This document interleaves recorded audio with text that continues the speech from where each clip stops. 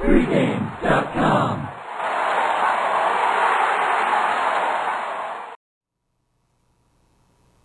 Saturday will be the Final Four, but Friday night on ESPN, Dallas at Orlando will be the game that definitely attracts the most action, at least from the recreational bettors. I could guarantee you this game's going to be tied into a lot of parlays or even teasers with Saturday's Final Four games as bettors trying to get some pending tickets already before Saturday rolls around. So it'll be interesting to see what line odds makers send out, knowing they got to protect the books. You thought the projected line is going to be around 6.5 with Orlando. I have to agree with that number based on the fact this is a tough spot for Dallas, who's playing the Heat the night before. And we all know how big of a game that is, Dallas versus Miami, rematch of last year. So I agree with you. That's the line. I made my true line Orlando 4. So based on that, I got to go with the Dallas Mavericks as offering line value, as bad of a spot as this is for them. But with that said, here's an Orlando team that's only 4 games behind Miami right now. They're 32-18. Their stud Dwight Howard staying. And yet, this team never gets much attention. You know what I mean? Like, they're the afterthought in the East for some reason. And yet, their defense is amazing. And this is going to be one of the few times that Dallas is going to be actually up against a team that plays better defense than them. Growing up, I always pictured the Mavs as an offensive team. You know, they always had those high totals. They always, if only they had defense. Last few years, this has been a defensive-minded team. This year, they're 6th in field goal percentage allowed, 7th in points allowed. Offensively, they're not doing too well. But Orlando's 22nd in the NBA in points scored. So it's tough to cover numbers when you're not scoring a lot.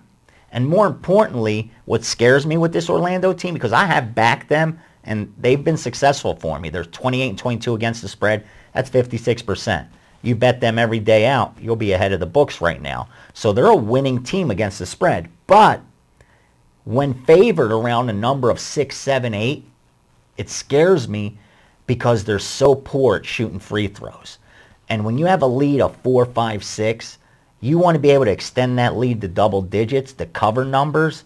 And that's why I'm so afraid every time I back Orlando with a spread that's hovering around where this number is going to be.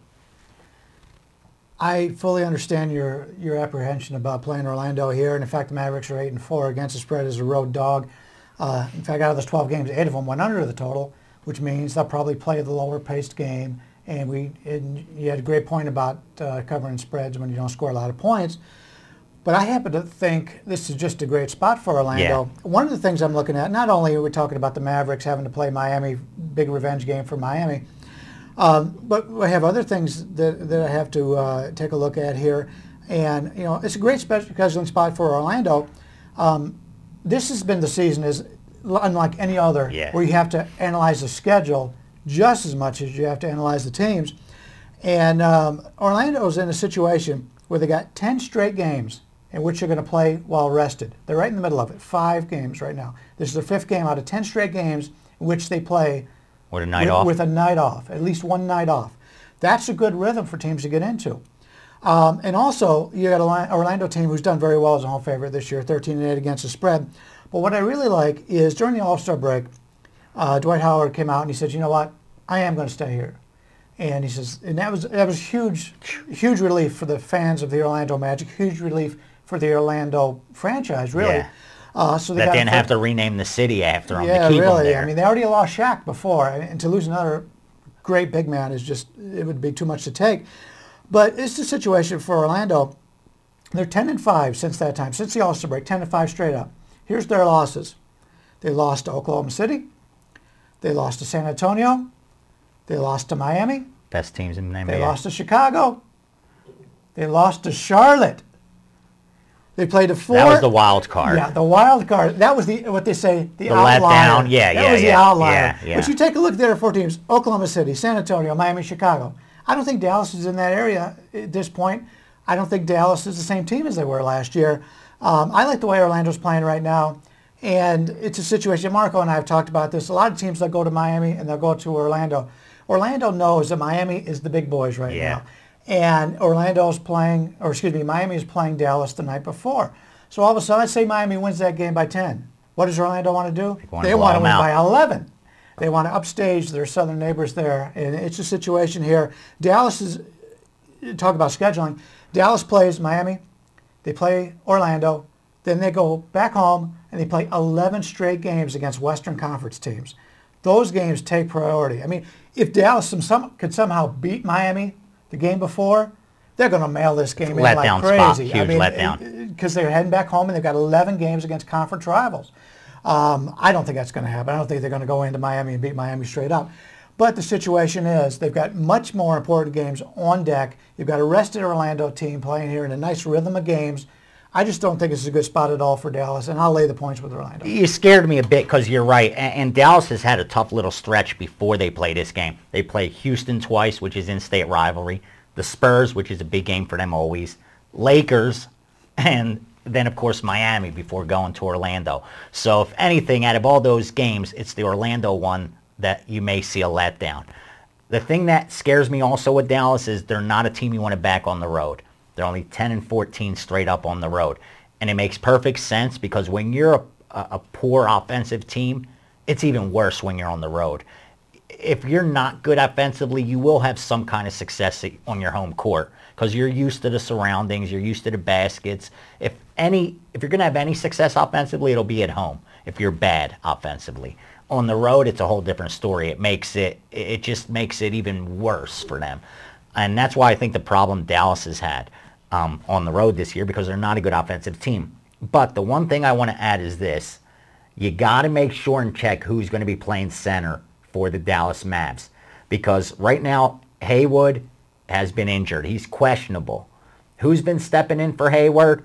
Mahimi. I don't even know how to pronounce his name. But if he steps in for Hayward, you could expect Dwight Howard to have a huge day. But with that said, you'll also see a huge line inflation. Like this line will really go up if they know Dwight Howard's going up against this nobody center. Well, it's not like they've got an all-star center anyway. Yeah, but at least Haywood has a name. At least I'd rather have Haywood. Has Haywood ever moved the line? No. But Mahimi, come on. Come on. He got affected somehow, right? Iguodala moved the line the other day, and I can't pronounce his name. That's what I'm saying. But I'm just saying that I don't know. You don't think? Yeah, I don't think so. I mean, if you're Dallas, you put up as many big men as you can, and you foul. And you see what's going to happen. Yeah, every team does that when you don't. They're an aging team, Dallas, man. Yeah, I think you talked me out of this because they're an aging team. I should have played this pizza bet before. Haywood's may not play the stud center. I think you just talked me out of it. Can't believe it. After I had such good reasoning with that bad foul shooting. And he made a great point before we went on camera that Orlando should elect to shoot their free throws from the three-point line.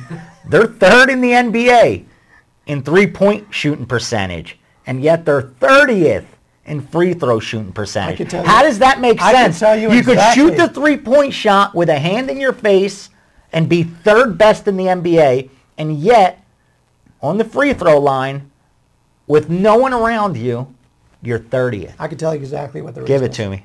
How many three-pointers does Dwight Howard shoot? How many free throws does Dwight Howard shoot? Enough said. Enough said. That's your whole percentage Enough differential said. right there. That's what it is. So, I lean Dallas. I'm scared of that pick. He likes Orlando. He says lay the 6. It doesn't matter. Lay the 8, even if they adjust for Manhini or whatever his name is. I don't. 6.5. I like it. We'll examine it better at 8. But we'll see that on Friday night. Big game on ESPN. Don't forget, go to pregamevideos.com. All the videos on one thread. We did Final Four. We did Thursday night NBA. And all the rest of pregame's cappers will have their videos up as well. Guys, have a great week. Enjoy the games. Make some money on the Final Four. Next week, we'll know who the national championship team is. Who's going to do it? Kentucky, right? Go Wildcats. Do you have them in the future? Yeah. Them in Kansas. I just don't want... You want Kansas. Kansas pays more. It pays a lot more, exactly. Yeah. That's what I'm cheering in. I just don't think anyone could beat Kentucky. Yeah, that's a tough team. You guys enjoy the games.